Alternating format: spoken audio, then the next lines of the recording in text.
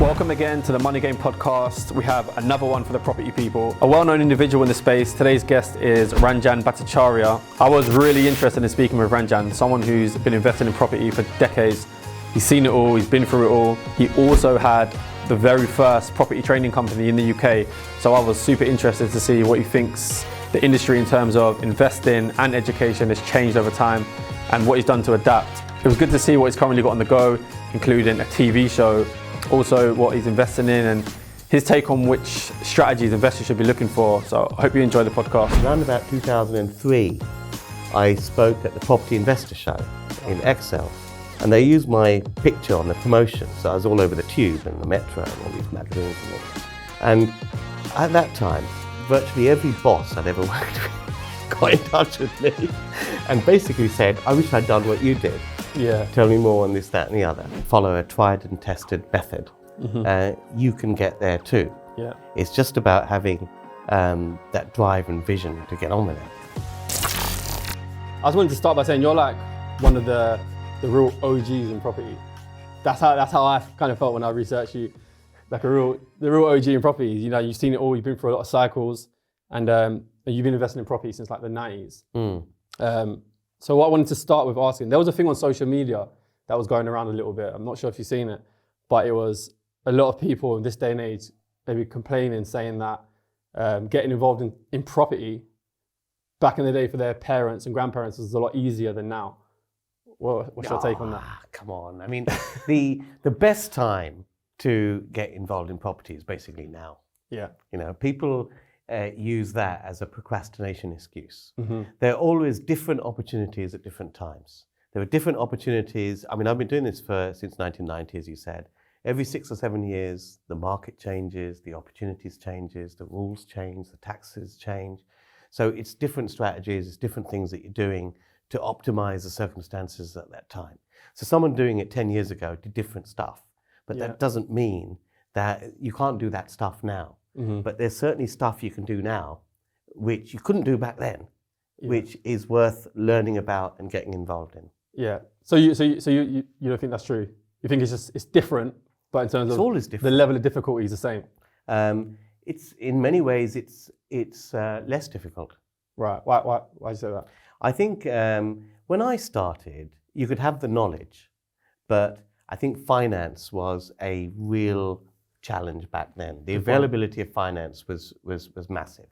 Now, if you have the knowledge, I think there's so many more options to raise finance for a particular project than we had when we started out.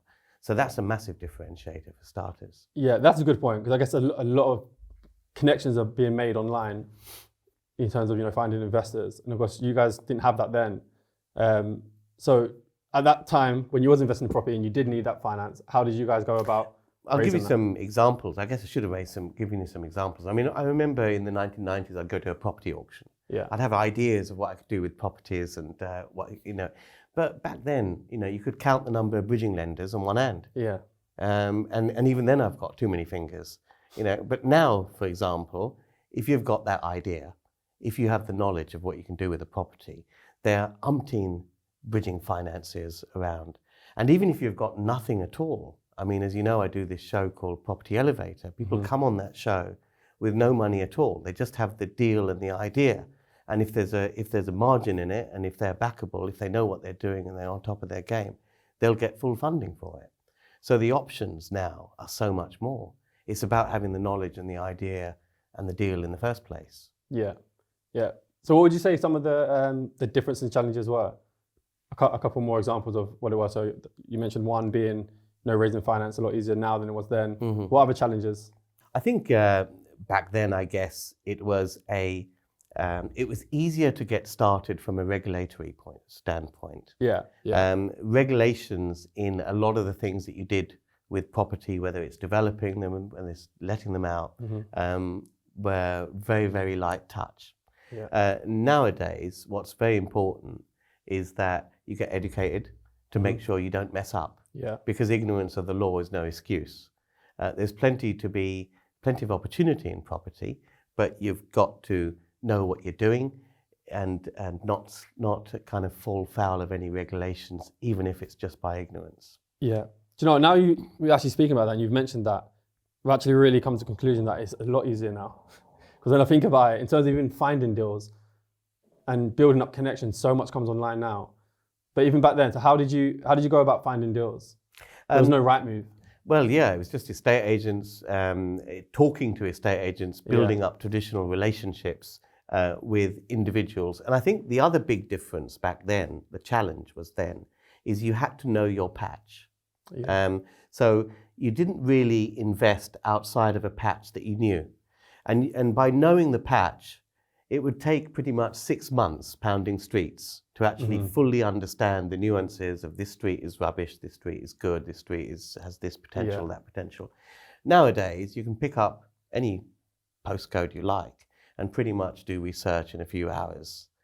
You don't have to actually have physical presence in an area to fully understand what it's all about. So that makes investing slightly easier from selecting the patch that actually makes sense to invest in. Yeah. And also, you also started maybe one of the first training companies that were over here in the UK, which is it's quite big now. There's a lot of new training companies, a lot of people that are teaching property. That's an interesting thing that you dug up. Yes. Back in 2003. Yeah. So at that time, you know, in the early 2000s, there wasn't much education at all for people getting involved in property. So talk about that challenge. Was that tough? Did you end up making a lot of expensive mistakes? I mean, I know people like to say they made a lot of mistakes. I didn't actually make a lot of mistakes. Right. For me, property seemed to be reasonably logical and simple. What I discovered is that what I kind of thought was simple and relatively common sense is not that common. Yeah. So that's when I got involved in education. I mean, I got involved quite by accident in education. I had as a client of a mortgage brokerage as one of their largest customers, and they were involved in exhibiting in various shows and things. Right. And they asked me to kind of talk about how I actually did property to their clients. At what point of an investor was you then? You had a few houses, or? At that point, I was doing.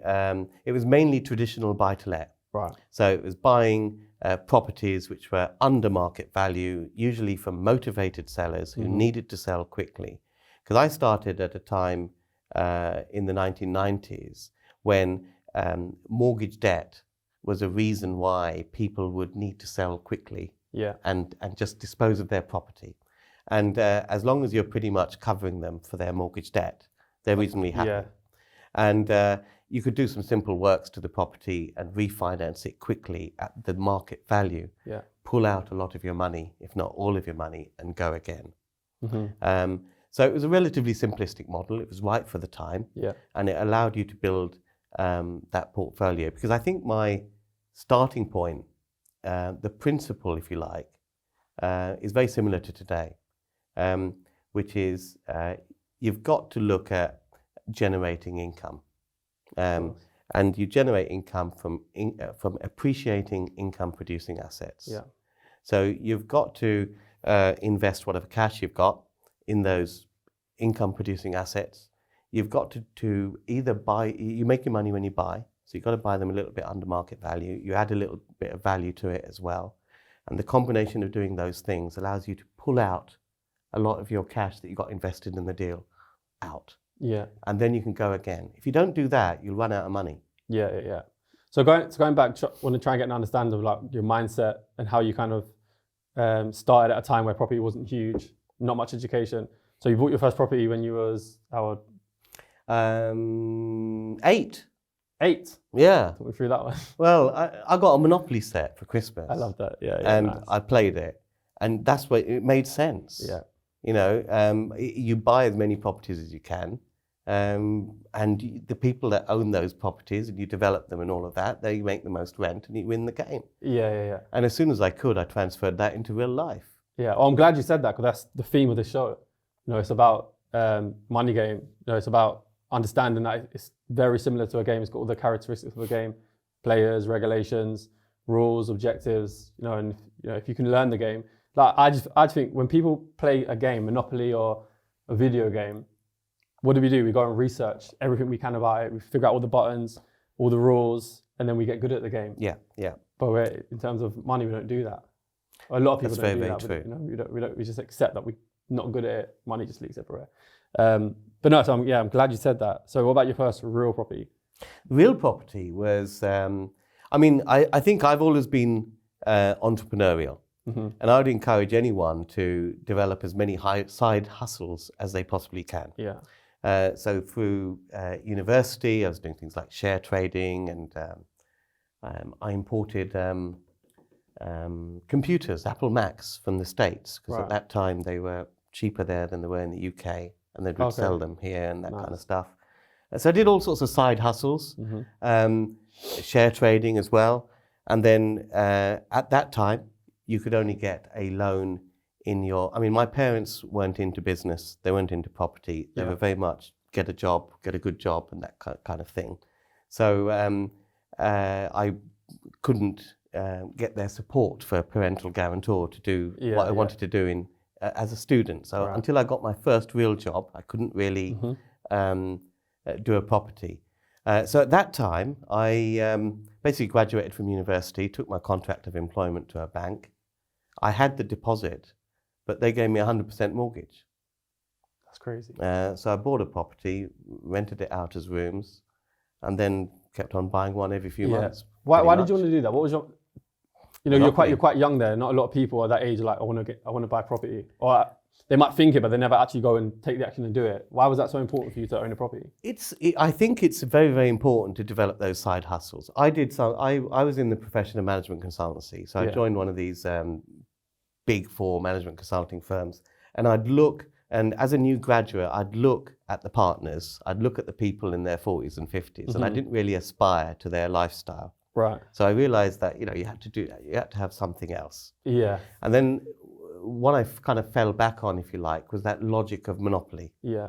It's very difficult to go wrong with property. If you concentrate on making your money when you buy, you're pretty much pulled out most of your cash, if not all of it, within a quick time of purchase. And it keeps on generating you positive cash flow throughout your ownership of it. It's very, very difficult to go wrong with that sort of principle of investing. And then, of course, what happens is, as you build up that portfolio, the need to do the career, if you like, diminishes, and that takes over. I really hope you're enjoying the show. I would just like to ask for 1 minute of your time to tell you about my sponsor, whose support makes the show possible, CPC Finance. CPC Finance is a finance broker that specializes in sourcing and packaging a wide range of property funding. You name it, from buy-to-lets to commercial properties, auction investments, property developments. They are everything you'd want as a finance broker working for you on your property deal. They're extremely experienced. They know their market extremely well, which means they can move quickly. They're on the ball. They've been in the game for 30 years, which has enabled them to, one, build very strong relationships with a variety of lenders, which as an investor is super important, especially when things don't go to plan. Deals in certain situations aren't straightforward, which is often the case. They are bespoke specialists. And two, they have a brilliant understanding of all types of property investing. They know the strategies, they understand deal structures. There isn't anything these guys haven't seen, they're seasoned pros. So if you're someone looking for property finance of any kind, go to cpcfinance.co.uk, and on the homepage you can schedule in a call at whatever time or day suits. So what I really like to do is understand the psychology and the mindset of why really successful entrepreneurs do what they do. So at that point, what you felt like it was important to have side hustles, but what was it? Was it you wanted money to buy things, you wanted luxury things, or you wanted to just survive and be able to provide for? At the time you were just young, so you didn't really have much like overheads or kids or anything like that. So what would you say? What was driving you then to kind of pursue that? I think it was the main driver was having choice in your life. And I saw people who were, because I've always looked at people who are 10, 20 years older than me, and looking at their lifestyles. And basically I'm thinking, is their path my path? And if no, then I need to change track. I think that's really been the guiding principle to my thinking. So that's when I needed to do a side hustle, and property is just something that makes sense. Yeah. You see a lot of people do trading businesses, and I think trading businesses are inherently risky. So much can change. And I think in my education business now, many people with successful trading businesses come to me because actually it's too risky to invest further in their trading business. It's better to take those profits and park them in real estate, which is far more stable over the long term. And you go back to the things like the Sunday Times Rich List, the biggest sector of wealth creation and preservation is the real estate sector. Yeah, and you knew that back then? Yeah. Yeah, that was the main reason why you wanted to get into property? Yes. Yeah. So as well, I also heard you say one time that I think you started in the early 90s, but you didn't actually meet anyone in property until the late 90s. Oh, right, you've done a bit of research, haven't course. you? Yeah, very early 2000s, because... Yeah, which is crazy. It was crazy. I wanted to know how you navigated through property with, It was hard. Yeah. Because I was in a professional career, management consulting, and you did not have side hustles. Yeah. If you had a side hustle, you get fired. You're not meant to do that. So I couldn't network with anyone. The internet really wasn't that prevalent. There wasn't really networking meetings and all of that. Yeah. And it wasn't something you talked about. And also, I had a little bit of a internal dilemma, which I was wrestling with, which was I enjoyed property. I enjoyed property investing, property developing, the numbers side of it and all of that. But landlording was not seen as a very glamorous thing to do. Cool. It wasn't cool, There were sort of, old guys who walked around with a big bunch of keys and taking cash on a Friday and all of that. The image of that, this is pre the term buy-to-let, wasn't that great. Yeah.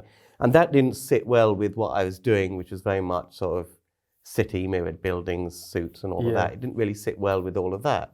So there was a little bit of a dilemma. So I kind of kept it quiet. One thing I did find, because I left that career in 2001, and when I handed in my notice, everyone, when I mean everyone, people I was working with, bosses, they all started coming up to me and asked me what I was doing, how I was doing it, and all of that. And in the subsequent years, because I think I left in 2001, and then around about 2003, I spoke at the Property Investor Show in Excel, and they used my picture on the promotion. So I was all over the Tube and the Metro and all these magazines and things. And at that time, virtually every boss I'd ever worked with got in touch with me and basically said, I wish I'd done what you did. Yeah. Tell me more on this, that, and the other. It's a cool outcome the way that turned out. And as well, you must have had a lot of courage and vision to kind of see through it past the point where it's not cool. Your parents necessarily don't agree with it as well. That was true as well, yeah. So that was another big hurdle to get over. There was not much support there. Well, actually, when that happened, and I was on the Tube and everything, that was when their friends started calling them up, saying, your son does property. Then they started thinking it was a bit more cooler. So they laugh and then they copy, don't they? It gets there in the end anyway. Yeah. So basically, in this day and age, in England, you got an iPhone, you're blessed. There's not much excuses to not be able to get into property. And it's definitely, we probably worked out now, it is easier now than it was back then. It's easier now. I believe, firstly, because of the education that's out there, the knowledge that's out there, the ability. Yes, there's a lot of regulation. Yes, there's a lot of hurdles and whatever. Yeah. But you don't have to find that path on your own. In the old days, you had to find that path on your own. Some people would make a lot of errors and crash and burn, and some people would succeed.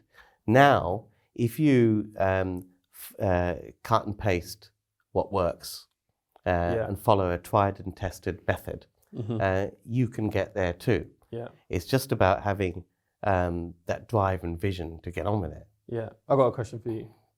If you had started in this day and age, so let's say 2000 and just after the pandemic, if you had started then, the 21-year-old Ranjan,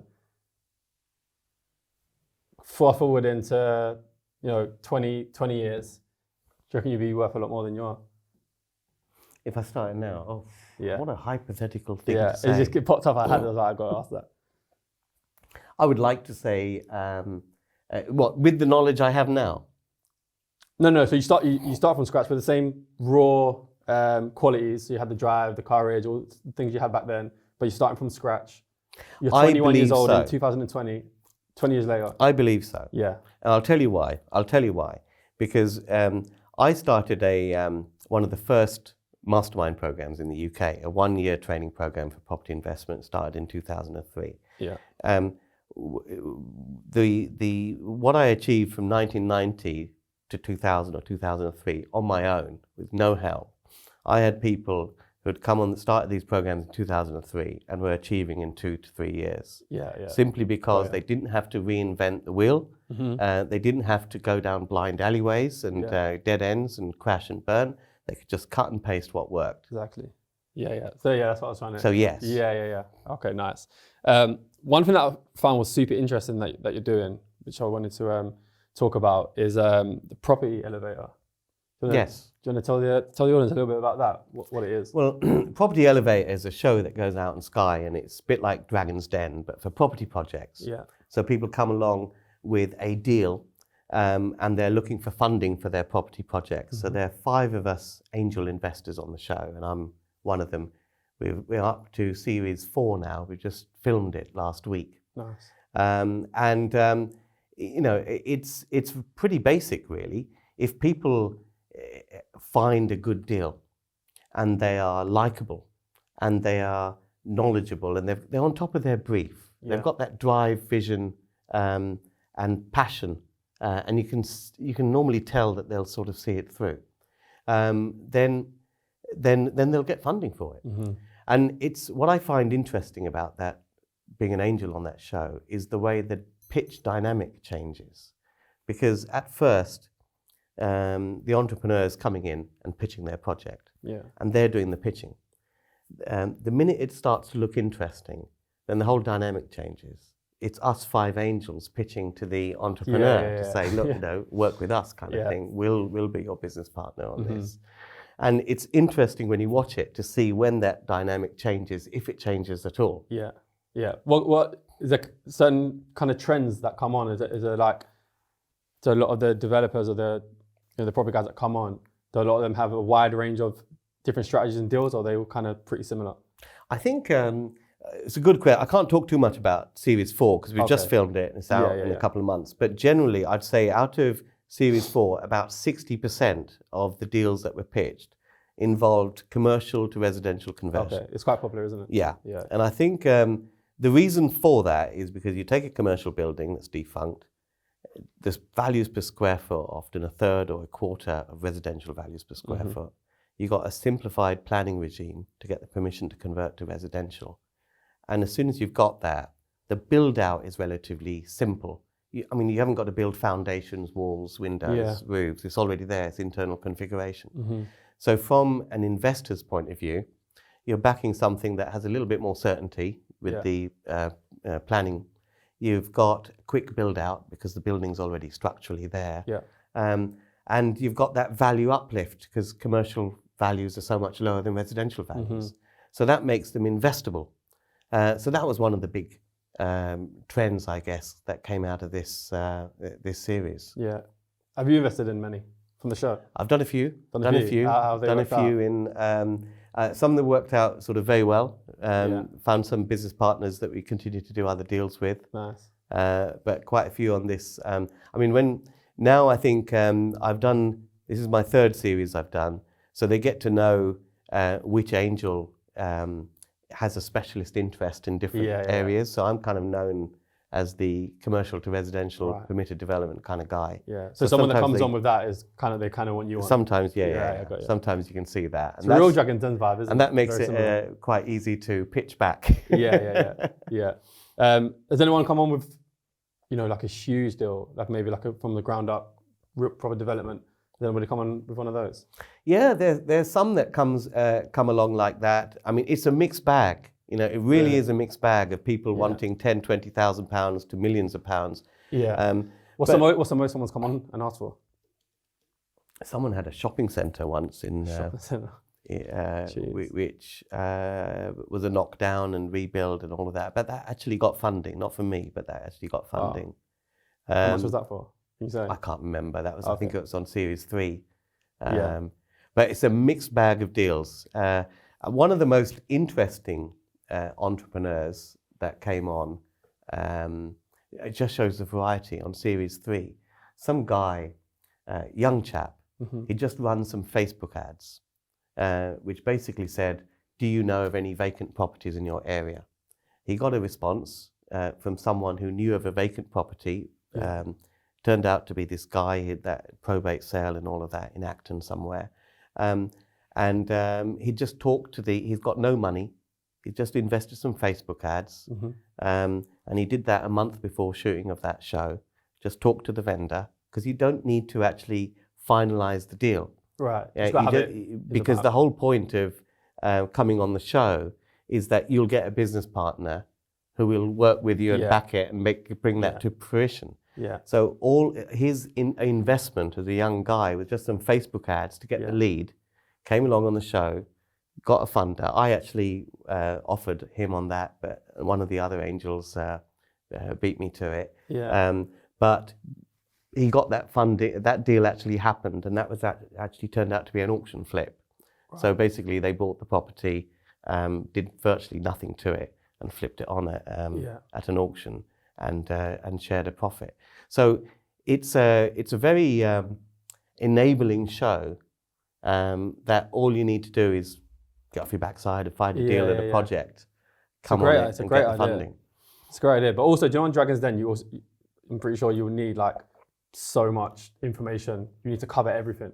So you're saying it's not absolutely like that on yours. It doesn't have to be, you don't have to have it secured, have all the appraisals written out. They literally kind of just have an opportunity and an idea. An opportunity and an idea. People normally come on with they prepare a little pitch deck, and we only get them about 10 minutes before they come on to pitch. Yeah. So it's normally a few pages with numbers and risks and whatever they want to kind of put in a pitch deck. So we do get some numbers. Some people have got certain things validated, like if it's a planning feasibility study by a planning consultant or something like that. So it depends on what people want to present to make their pitch more sort of confident. Nice. You taken on any new applicants? You taken on any new applicants? Maybe anyone in the audience that has a deal they want to come on? If people are interested, that we are shooting Series 5 in September.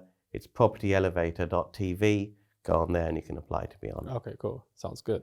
Something else I wanted to go over is one thing that I've kind of realized about you, that I think a good trait that you have is that you're able to move with times. So the fact that you got a really good YouTube channel, you put out a lot of content.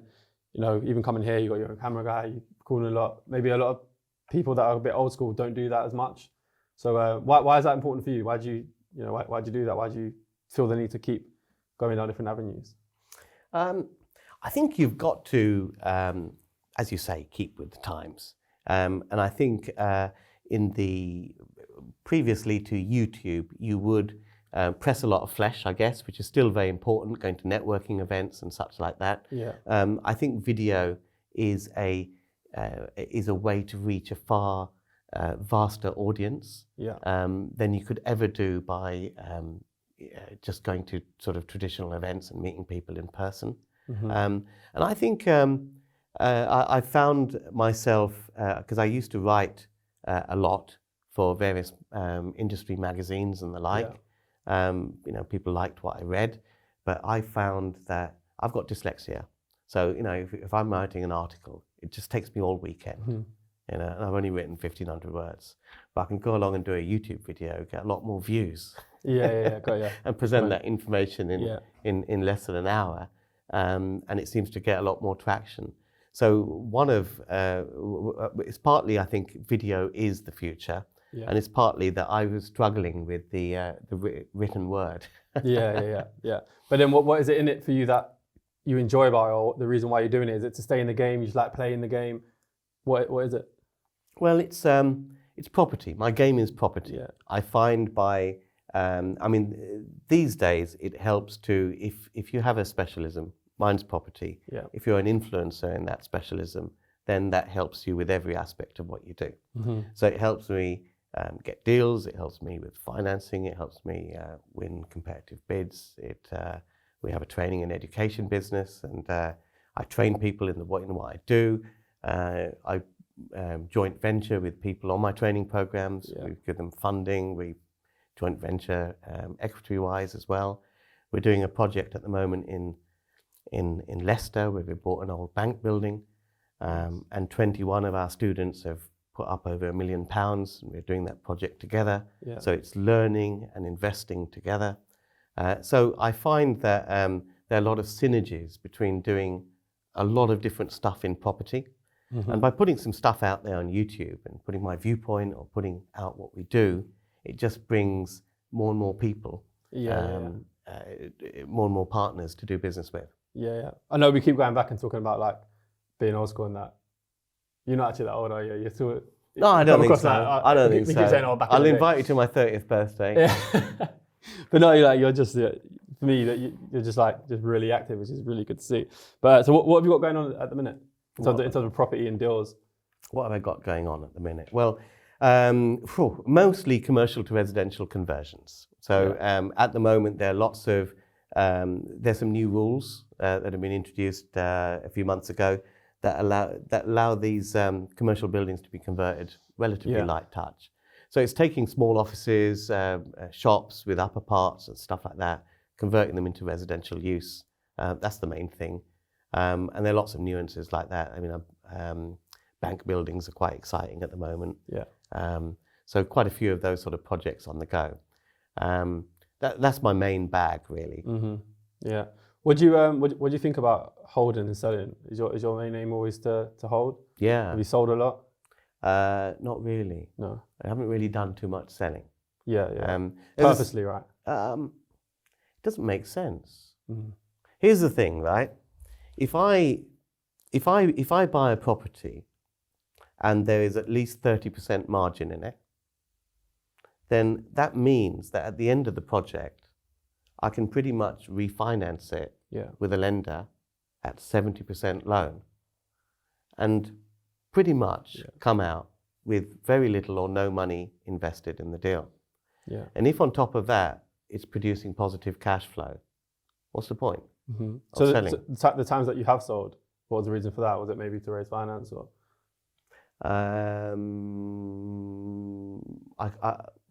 I've literally sold one or two. I've sold very, very few. I haven't sold anything we've developed. In the early part of my career, we bought flats in other people's blocks. And those have service charges, and the cost of ownership is a little bit high. So we've disposed of some of those. But the stuff that we've built, if you've built a block of 8 flats, you've got a good income generating asset there. And you've got full control over the freehold. You don't have high service charges and the cost of operations and all of that. To me, it doesn't make sense to sell. I know we touched on a couple of times on your training company that you do, and you still do, right? Yes. What are your kind of thoughts on training companies this day and age, the ones that you see? Do you see good things? Do you see bad? Do you see mixed?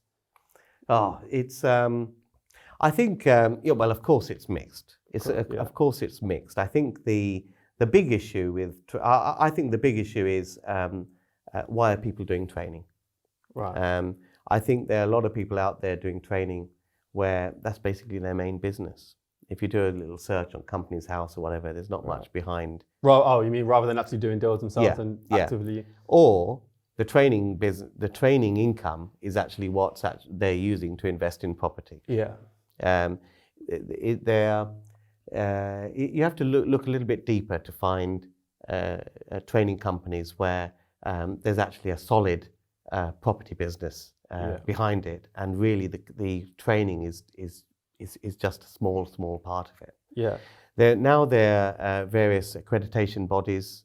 There's the Property Investors Bureau that set up a industry self-regulation, if you like, to accredit training providers. So there's a process that you go through to get accredited. So we're members of that. But I think one of the big issues is if what I advise people, if you're looking at training, who's your trainer? Where is their footprint? If the majority of their footprint should be in property and doing property deals and not training. Yeah, that's I'm glad you said that. That's going to be my next question: is someone looking to get involved in property, they want to get educated. What do they look for? How do they know the right company or the right person to do that? I think it's track record, it's experience, it's also having the consistency. Because people who have just done one or two strategies over the last few years that they've learned haven't got the depth and breadth and the standing of time to see through everything that cycles throw at you to make sure that you're going to actually last, quite frankly. So there's that. There's simple. I think now, for example, it's far easier to check out an educator than ever before.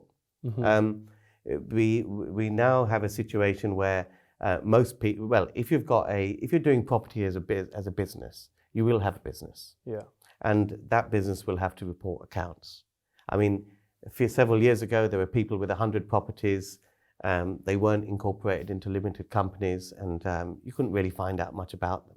But if they say something, then you should be able to find some footprint on Companies House to say, look, okay, there is a sizable business here, and they're not just running a training company and that's it. I think now more than ever, you've got to be a doer. You can't just be a teacher, because the landscape has changed quite a lot.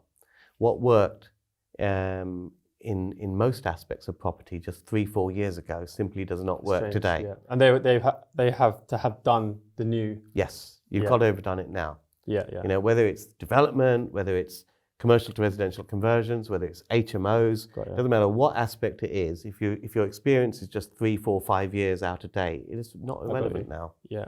How did you go about getting educated? At the time where it started getting a bit more popular, you would have been thoroughly in the game already. Maybe the early 2000s, 2003s, where maybe people that have been doing property for a long time and maybe decided to open up training companies. Did you then go and search for more knowledge and training at that time? Or did you just think, I've already done 10 years in property, I know my stuff, I'm just going to keep learning as I go? Or did you go out and source some more education? I haven't really sought education because I've always been, I kind of do. And you have to innovate according to the sort of circumstances. So when, like with the, I mentioned there were some new permitted development rules introduced on August the 1st. By the end of August, we'd already submitted applications under those new rules when they were just 3-4 weeks in. And people weren't doing that. So people don't have that practical experience. So, even now people haven't made their first applications under these new rules. So this is all from, you can't go on if something's brand new, if something's just changed, you're at the leading edge of it because you're doing it. And then you're using that knowledge to kind of train other people and help other people. So Ranjan, I'm going to wrap this up with a quick fire round just to get your take on a few things. So minimal words, maybe an explanation if it calls to one. So first one, I think we know this already actually, but what's your favorite property strategy? Oh, commercial to residential conversion. I was going to say that,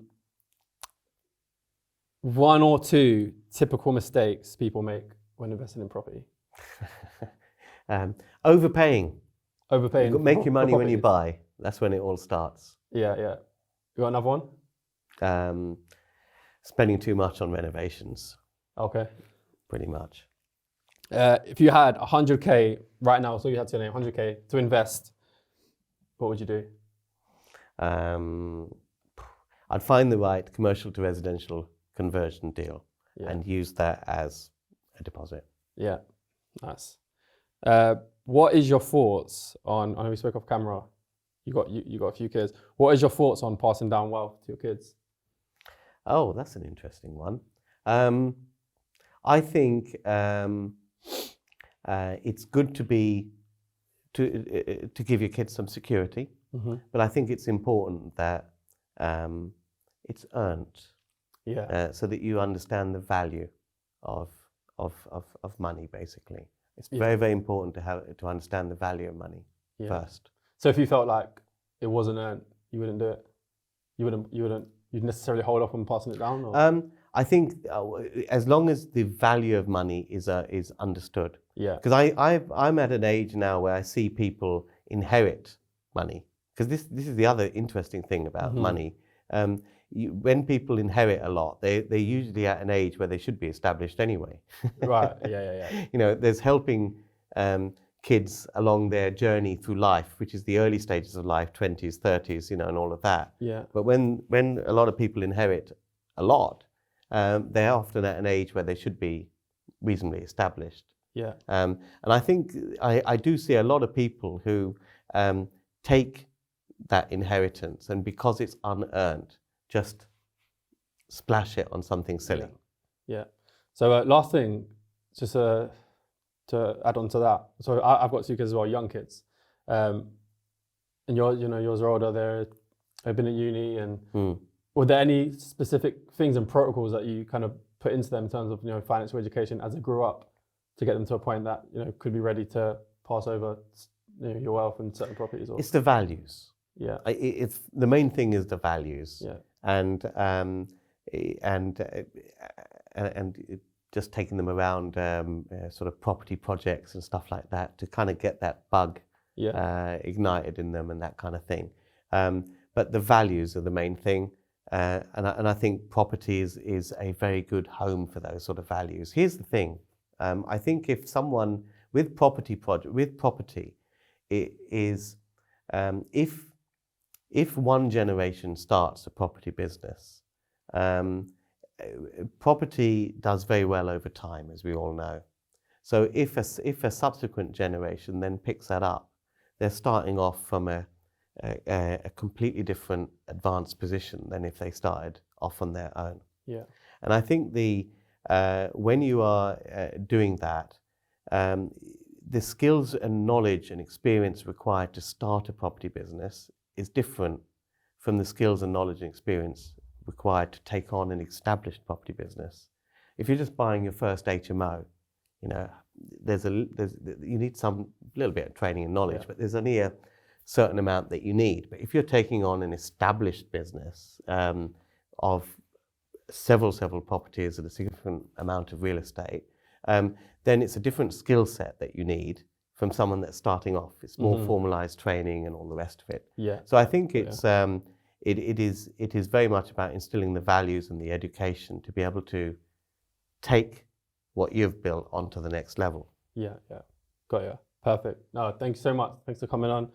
Thanks for playing the money game with us. It's good to see you. Brilliant. Thanks for having me. Cheers.